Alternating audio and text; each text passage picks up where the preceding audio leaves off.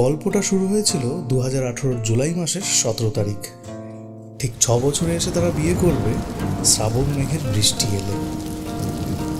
ভরে যাবে নদী নালা, দিনের শেষে অন্ধকার হলে রজনীগন্ধার মালায় জুড়বে দুটি মানুষের জীবন। প্রথম আলাপ হয়েছিল কোথায়?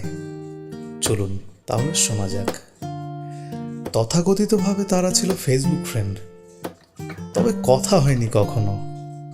কিন্তু ভাগ্যে যদি থাকে তবে ঠেকায় কার সাধ্যি। ছেলেটি একদিন তার তোলা একটি পাখির ছবি ফেসবুকে পোস্ট করে, আর অপরদিকে নেচার লাভার মেয়েটি মেসেঞ্জারে মেসেজ করে বলে, তুমি কি নেচারের ছবি তোলো? এর থেকে শুরু হলো কথা।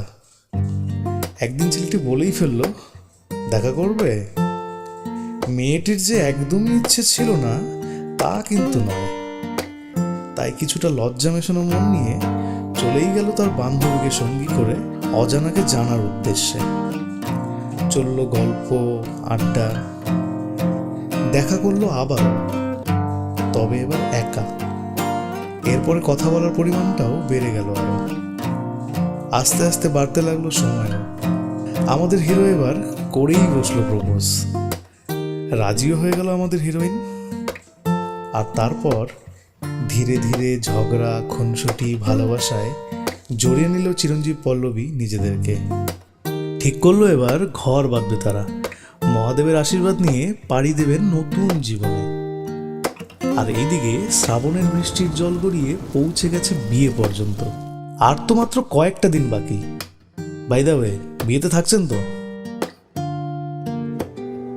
তুমি বৃষ্টি চেয়েছো বলে কত মেঘের ভেঙেছি মন, আমি নিজের বলতে তোমায় চেয়েছি।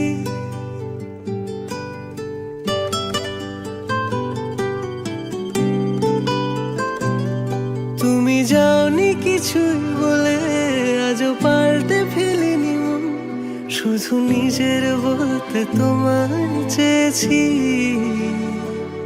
তুমি জানতেই পারো না তোমায় কত ভালোবেসেছি। ও তুমি জানতেই পারো না তোমায় কত ভালোবেসেছি।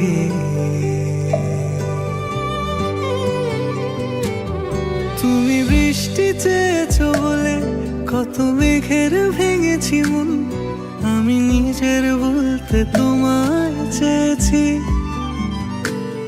তুমি যাওনি কিছুই বলে আজও পাল্টে ফেলিনি মন, শুধু নিজের বলতে তোমায় চেয়েছি।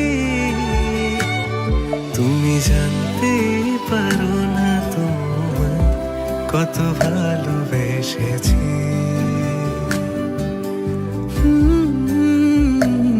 তুমি জানতেই পারো না তোমায় কত ভালোবেসেছি।